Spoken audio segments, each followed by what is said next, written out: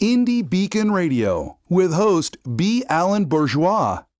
Welcome to Indie Beacon Radio, where creative souls can find help in marketing their creations. You can send questions for each show on Twitter using the hashtag IndieBeacon. Now sit back and enjoy learning about our guest for this show. Welcome to Indie Beacon Radio. This is your host, B. Alan Bourgeois, and today we have Valerie Swing with us, who has written 2 books for children. And we're going to get into those books in a moment, but Valerie has a very interesting writing history. She's written for many magazines and blog sites and stuff. So let's start with that. How did you get into the writing?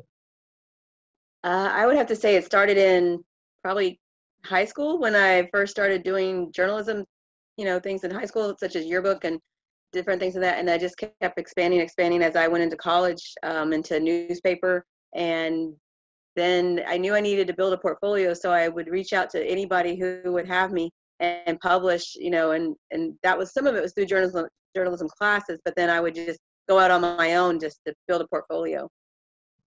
Now, you've worked for People Magazine, BuzzFeed, a few other things. What was the most interesting aspect of working for those type of magazines and online services? Yeah, so I worked for People Magazine for 4 years. I started as an editorial assistant straight out of college, and then I was able to do some reporting here locally because our Southwest Bureau covered 4 different states, so we had a lot of material. It was a very exciting time during Selena, Lyle Lovett, Mary and Julia Roberts, oh my gosh, the Waco bombing, just so many things happening at one time. The murder for hire in Channelview. So I learned a lot, and I, experienced a lot. So I was able to just pull that together and just do what I needed to do. And then I was able to publish 2 stories with People Magazine at the time, and I was there. But then I had a baby, so I had to move on. Yeah, life happens, as they say. Yeah.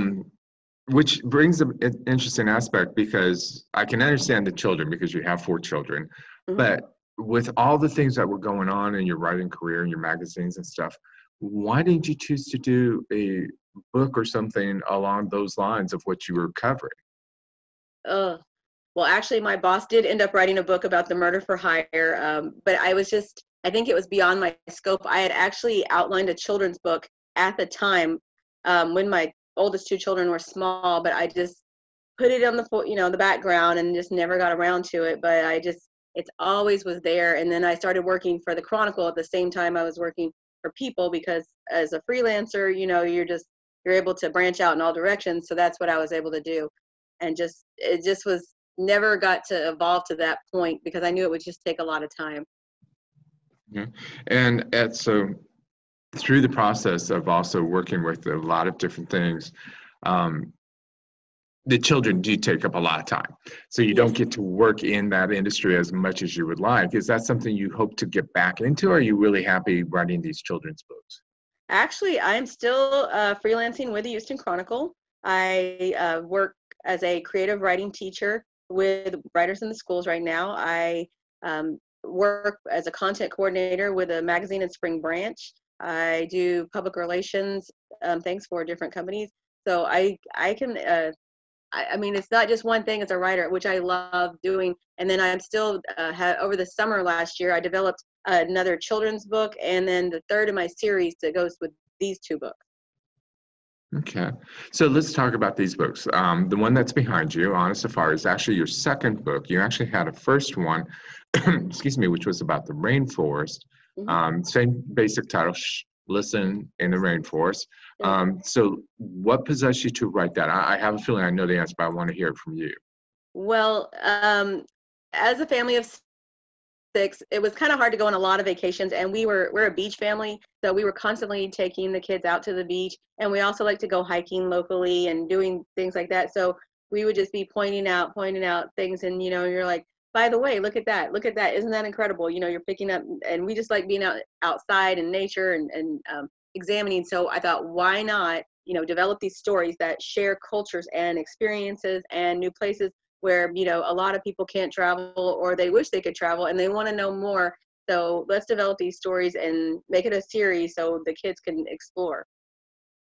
So you didn't get a chance to go to the rainforest? No, I sure have not, Oh, and I have not been on a safari either. But as I share with people, I have that journalistic background, so I'm used to doing a lot of research on my own and pulling, just pulling from sources and pulling, research. And when I do presentations at schools, I tell the kids, I said, I had to do my homework.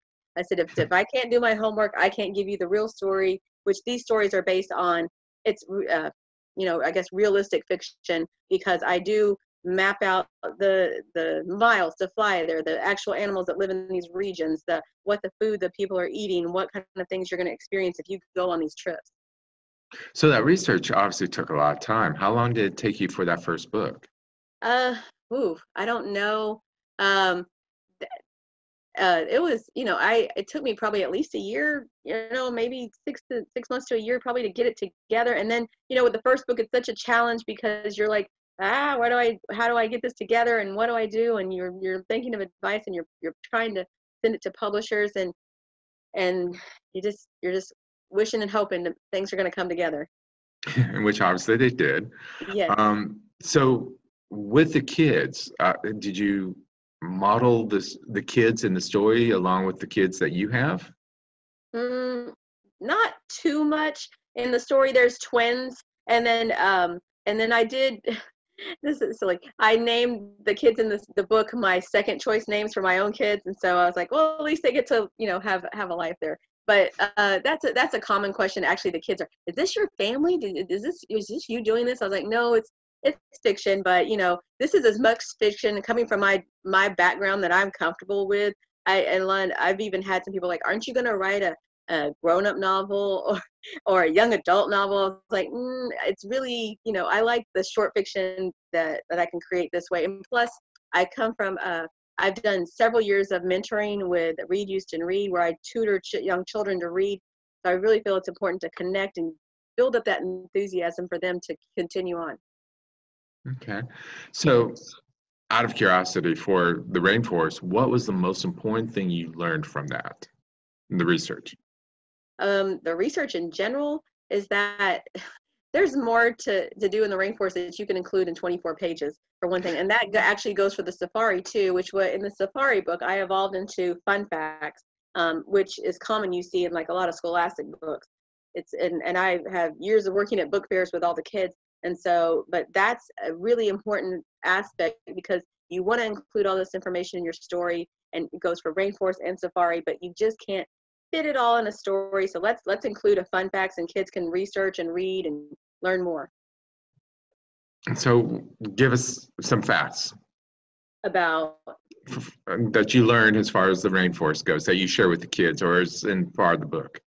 Well, inside the book, okay, what I really like to share is that they don't really understand is that the distance that people travel from Texas to go to these places. Because when you say rainforest, they're like, really? I thought it was closer than that. When I say it's over 2,000 miles, or and I'm like, there's river dolphins in here that And I asked the kids, I'm like, are these the same dolphins that are in Galveston, Texas? And they're like, no, really, things like that. And I'll point out because all of my books have realistic pictures that go with the illustrations that follow the text.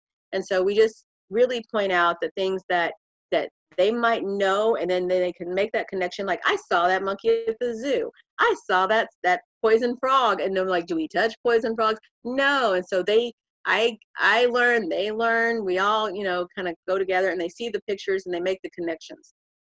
What is the age range that you would recommend for these books?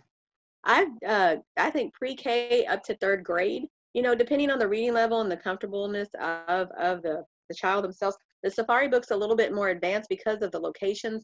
So I included phonetic spelling in there for them to sound out the words of the locations, because I want them to not be afraid to try to read it. Now, as you were writing this, you had two kids. Did you use it on them to help see how they responded to your stories, or were they Absolutely. too old for it at that point? No, well, because my kids, right, they're like a 9-year age range. So I got input from everybody, and everybody has an opinion. So that's not hard to do. Like, this is boring. Why did you say it this way? You know, and so of course I take into account all that, and then I ask some grown-ups too. So Yeah, make sure you get everything right. So yeah, exactly. Because you never know. In your mind, sometimes as a writer, you think it flows well until you read it out loud. You're like, well, okay, maybe that doesn't sound right, and let's edit it down or change something up. yeah, and for children, it's always a challenge. Like you said, you might think it one way, and yet they're hearing it a whole different way, and you've got to readjust things accordingly and stuff. So you did the first one, the rainforest, then you did the safari. So how long did it take you to research the safari? The safari was actually more complicated in researching because there was so many regions where you could go on a safari, and that actually for both books, just applying the actual facts to the correct region of the countries for the experience and you're trying to tell in the story. But Tanzania, you want to make sure you're in the right location of Tanzania to see the right animals, to see the real safari, to, you know, I pulled from probably 15, 20 websites, like, is this correct? Okay, does that match that? Does that match that? And then pull it all together and make sure it's all cohesive, because you don't want to present something that's not factual. So in this research study, or the research that you did, would you say it took much longer than the first one? Yes, it did.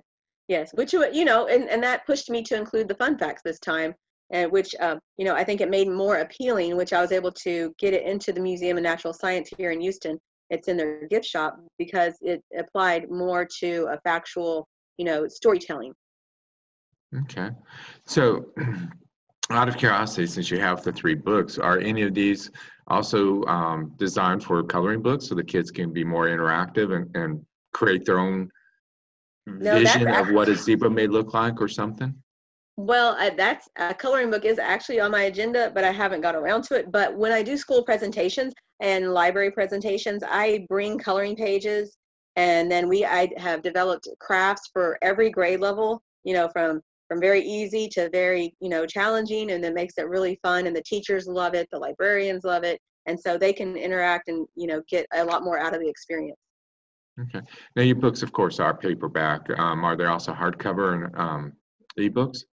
No, I don't have an ebook and I don't have a hardcover. Are you thinking of that, or even audio in some ways as a read Well, along? I did.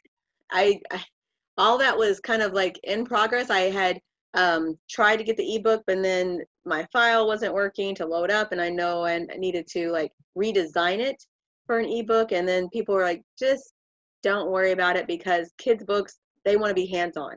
And I was like, you know, that's fine with me, because I like being the connection between the books with the kids. And if people buy it, that's fine off Amazon and everything. But, you know, when I go and I put it in their hands, or people buy it from me at shows and they're like, this is great. I like it because of this. And I was like, oh, that's great, because I love your input, and I'll put that in the next book, you know. Great. Well, this is at a point where we need to step away and let our sponsors do their thing. We'll be right back.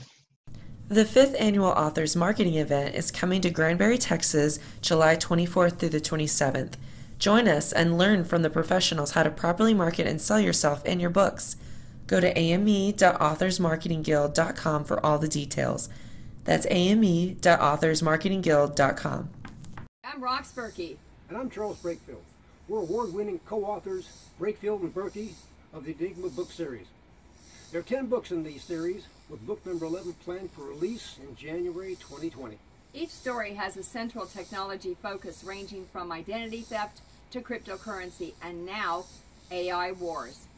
These adult techno thrillers pit cyber good guys against cyber thugs across the darknet. In our world, technology is today's weapon of choice. You can enjoy ebook format, paper, or Audible. We want your feedback. Until the next story, thank you. Thanks. Well, hello there, my friends. My name is Randy James, independent voiceover producer in the Dallas, Texas area, available to write and record a 30-second commercial, much like the one you're hearing right now. It's a great way to help increase awareness and exposure to your book title. It's easy to do. Simply call me and we'll brainstorm on a few ideas, and in a few hours, I'll whip something up and send you a digital file ready to use. Remember, call or text me, Randy James, at 214-762-1945. 888-888-4842. Hello, I am the author and poet Denise Bryson. I am the author of The Things That Cross My Mind, Love's Reality, both in book and audio form. I am also noted as one of the best poets of 2011. I have 2 new projects coming up. One is the Blinky series, where Blinky tells us all about our coins and our bills for our children. I also have a book coming out called Say Ye. It's quotes from Denise Bryson, just inspirational and that will help you along the way. Welcome back to Indie Beacon Radio. Don't forget to like us, follow us, or subscribe to one of our many channels. Now, here is your host for today's show. And welcome back to Indie Beacon Radio. This is your host, B. Allen Bourgeois, and we have Valerie with us, who's written 2 books, and she's got a 3rd one on the way. And they are children's books to help them learn about either the rainforest or the safari. And you mentioned a couple things, and so I've got tons of questions for you to continue with. But let's start with the one thing. Because of your books having educational aspects to them, have you ever thought of making it your whole series into a app or something that kids can be interactive with, as far as matching up what a zebra does or how to spell it or anything of that nature? Ooh, no, I don't think I've gotten that advanced just yet. I'm always looking to the next book and just like, can I get the next? Because when I go, because the first book came out in 2014 and then the second book came out in 2017, they're like, wait, where's the next book? You said you were getting another book. I'm like, I'm coming as fast as I can, because you're between marketing yourself and and trying to write and then trying to do your real job, and you're just like, I got to figure out how to get this in their hands because people are asking, and that's my goal, So maybe down the road, once I get settled, because I'd like to do like a Around the World series, because I already have the next 4th book in my mind, and then maybe one more after that, and then maybe I'm like, why don't I have a United States series? Then I can, and then so the things like, I would love to do more, I guess, on this brand series, but I got to get through the series first. So let's talk back about the series. You mentioned that you have a 3rd book coming out. Tell us a little bit about that. Sure, that's Australia, and it's going to be, I have a working title. It's either In the Outback or Down Under, Listen Down Under, and that's going to be exploring where they go to the Great Barrier Reef, and then there's also the Daintree Rainforest, where they have explored, and so they're going to be learning a lot about that. And I'm also, excuse me, including fun facts again, because Australia has so much. And then with the recent wildfires, I went in because I had completed it maybe like right before Christmas, and then the wildfires started happening. So I just went in and re-edited it and updated it and made sure all the places I wrote about, first of all, did not burn down, or weren't damaged or affected. And then I wanted to include all the things that were affected, the animals and the wildlife and the landscape and the people. So I included that in the story as well. And I've just sent that off to publishers, hoping to get a bite, and we'll see how that goes. And if I don't know, I'm kind of an impatient person. I might end up doing it myself just to get it, because I do have people asking, and they're ready to see the next story. Yeah. Going back and having to fix or adjust your storyline because of the wildfires, and I'm sure, was it over 500 million animals were perished in that? Incredible amount, yeah. Yeah. So I mean, it'd be I think in time we'll find out, if any species actually were totally wiped out or not. Hopefully not. But that will be something that will be important into your book as well and stuff. But going through the process of learning about these things and then seeing how something like that can happen, I mean, that must be pretty emotional and educational at the same time for you. Mm-hmm. It was, and two, when I was writing about their visit to the Great Barrier Reef, and I thought there is a whole bunch of information about the Great Barrier Reef being destroyed and it's crumbling and things like that. So I'm like, let's get the information as soon as we can to these people or the kids, so before something changes again and they lose it, and let's learn about it, and then maybe down the road we're like, this is how it was, and now, oh my gosh, look how it is, and you just try to just be, I guess, aware that things could happen, to everything around you in a moment. Yeah, it sounds, with the time sensitive aspect, you're almost to the point of publishing it yourself just so you don't lose out on this. Exactly. Yeah. So you mentioned a fourth book is in the back of your mind. Where will that be? That's going to be North Pole. Another area of change. Yes, and that also, yeah, even without the change going on, I really want to make a I mean, kids love Christmas. They love that. And so my kids and I, we've been brainstorming like, yeah, let's make it this, let's make it that. And what about, maybe their mom and dad are, doing this and the kids are doing this on their own, or because in the stories right now, it's been a family event and other people, they're meeting new cultures, they're interacting, but that one could be just kind of like educational, but with like a little fun in it too at the same time. Yeah. So with a family aspect, and you have your own family, I'm sure, as you mentioned, the kids' names were not the ones you had originally chosen for your kids. They were the secondary ones. But what about the parents? What kind of things have you modeled them after? Your parents, grandparents, anybody you know? Not specifically. The father is a travel photographer, which leads them on the journeys. And so he's doing his job while they're on these trips. And then the mom, her job is not only to, of course, to corral the kids, but she's also educating them as they go along. Like before they go on the trip, she prepares them with videos and books and things like that. And then the kids think like what they've learned on, like, oh my gosh, I can't wait to see a giraffe. I can't wait to see a sleeping lion. Things like that. So have you taken your kids to the zoo so that they can understand the books better or the animals better? You mean my own kids or kids that read your own kids? Oh yes, we went to the zoo lots and lots of times. Lots of times. So it helps them also be able to better understand and stuff. Absolutely, yes. For a while we had a family membership, so that's how often we would go. That's good. So you're contemplating still possibly a couple others after this particular next two are done. Mm-hmm. Do you have other story ideas in the back of your mind for anything? Yes, actually, I wrote another book over the summer. It's for very small children. It's a rhyming story, and so I've actually been researching illustrators and information about getting that out as soon as possible as well. So my ideal goal would be to get 3 books out this year, but I guess we'll see how it goes. But that's my ideal goal, because I really would like to. I've had so much fun marketing and creating these other 2 stories. I was like, there's more to go and there's more to tell, and let's get it going. So the fact that you are working these contract jobs, you have a family to raise, you're doing the books and stuff, and you're marketing yourself, what is the key marketing thing that you've learned to make it easier for yourself? First of all, find events that match your audience, because I've matched, I've been to all these different events, and then sometimes they're like, oh, this was like a hipster crowd, or this was like this kind of crowd, and then sometimes it's a hit and miss. Sometimes it's like a good day at the one place was really, was really good the week before, and then sometimes it's not. But sometimes you just have to take a chance, because you just never know. Things you think they're going to be like off the wall, or they can be disappointing, but you have to take a chance, and you have to reach out to audiences, because if they don't know you're here, then they're not going to buy your book.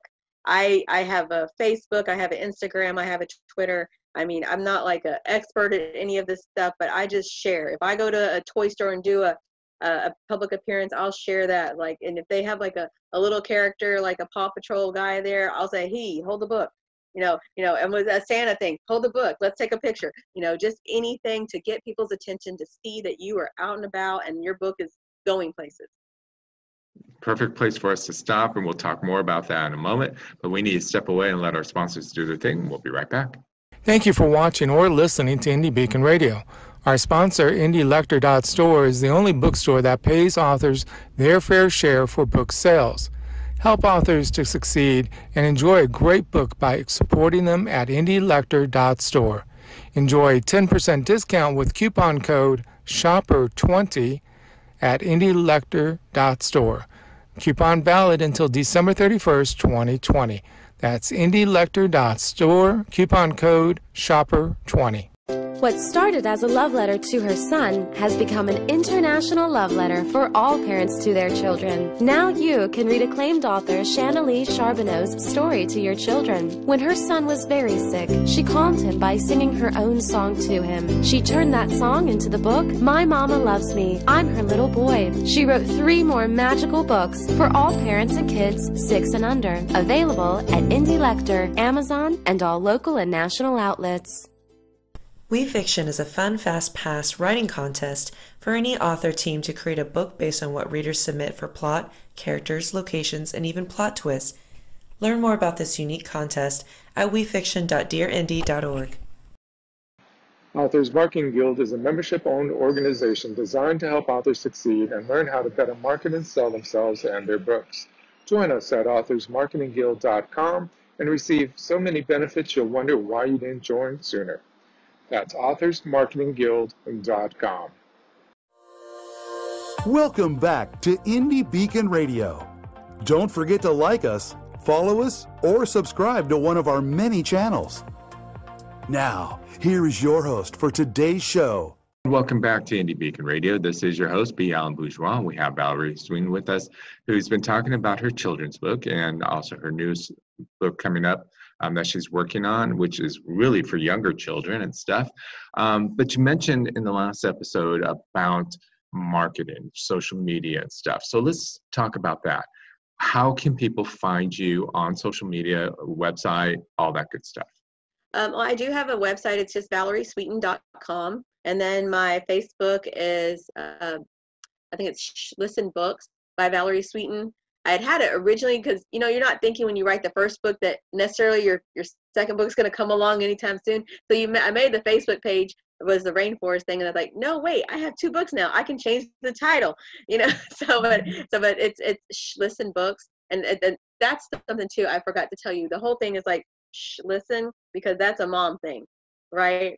And so when I was writing the stories, I thought, should I say be quiet? Hey, look, you know, you're thinking in your mind, like, what would I say as a mom when I'm out there with the kids trying to get their attention? But when I do that, when I do school presentations and I say, shh, listen, those kids, if they're not paying attention, they like look at you. And I was like, that's what I need. And the teachers like laugh and they're like, that's it. So, but that's on my Facebook. And then just Twitter is at @bsweeten, and then Instagram is @bsweeten also. And do you post a lot of pictures up of the events that you go to on your Instagram page, and of course, as you're drawing the imagery out and stuff? Yes, what about the research? Are you putting anything on from the items you learned through the research up on your Instagram or Facebook pages as well? Not too much, because it's such a work in progress, you know, and then you like, as a writer, sometimes with this kind of ongoing project, I don't have a firm deadline, and then you're going on, and then you might stop and start. And then I got to the point with Australia book, and I was like, get it done, set a deadline, because I guess that's my mentality coming from the journalism background. You know, it's like, if I don't set a deadline, then I'm not going to get it done, and I just made it be done. And that was it. I understand that. So you have your website. Of course, the books are available at most major bookstores, Amazon, all that fun stuff, right? Yes, Amazon. I don't think it's on Barnes & Noble yet, but that's because I just started such a long time ago, you know, and then with the new books, I'll probably be more spread out like that. And people can contact me, message me, and I will mail them a personalized copy, whatever they want, you know, to whoever they want. And also on social media, we were discussing, I also share on LinkedIn, because you just don't know like where you're going to connect with somebody, like an educator, or, you know, somebody is like, hey, come to my toy store or whatever. You just don't know. So you have to push yourself in just any level. Most definitely. For the kids, when you're doing presentations, do they ask, what's the toughest thing, or how can I become a writer or an author? Yes. They their favorite question is, how long does it take to write a book? And as writers, we're like, that's a good question, because it could take you a month, it could take you 2 years, you know, it just, and then sometimes you stop and start. So I try to tell them, I said, you know, a good estimate is probably a year by the time you, from concept to editing to final product. And I tell them, like, when you guys are doing your homework, it doesn't come out right the first time. So sometimes you want to make it really, really good. And they're like, oh, okay. That's how, they get it that way. Great. Well, we're just about at the end of the show, and I just want to recap real quickly. You have Listen in the rainforest, Listen on a safari, and then you have Australia coming up, and then possibly the North Pole, and then the children's book. What was the name of the new children's book? The Donut Tree. The Donut Tree. Okay, that's going to be interesting to talk about. Well, that's for me and my that's my growing up with Shipley Donuts here in Houston. So I remember them. Yes. So it'll be interesting to talk about that later when it gets ready to come out. And you're hoping to have your newest one, the Australian one, out hopefully within 6 months to a year? Yes, that's ideal. Yes, absolutely. Okay, well, hopefully you'll be back and we can talk more about that. And of course the donut one, because I'm really curious about that now, how you're going to work a tree into a donut. So yes. We are at the end of the show. I want to thank you very much for being with us, and we wish you the best of luck. Thank you, sir. Thank you for listening to Indie Beacon Radio, where creative souls can find help in marketing their creations. To learn more about Indie Beacon services, to be a guest on the show, or to advertise on our show, please visit our website. Indie Beacon Radio with the host, B. Alan Bourgeois. Indie Beacon Radio is produced by B. Alan Bourgeois for Authors Marketing Guild LLC, copyright 2020. Voiceover by Randy James, Lydia Bello, and B. Alan Bourgeois. To be a sponsor of the show or for more information, please email us at info@authorsmarketingguild.com. To be interviewed for the show, please complete the form at radio.authorsmarketingguild.com. Music Always Rejoice by Ramcord.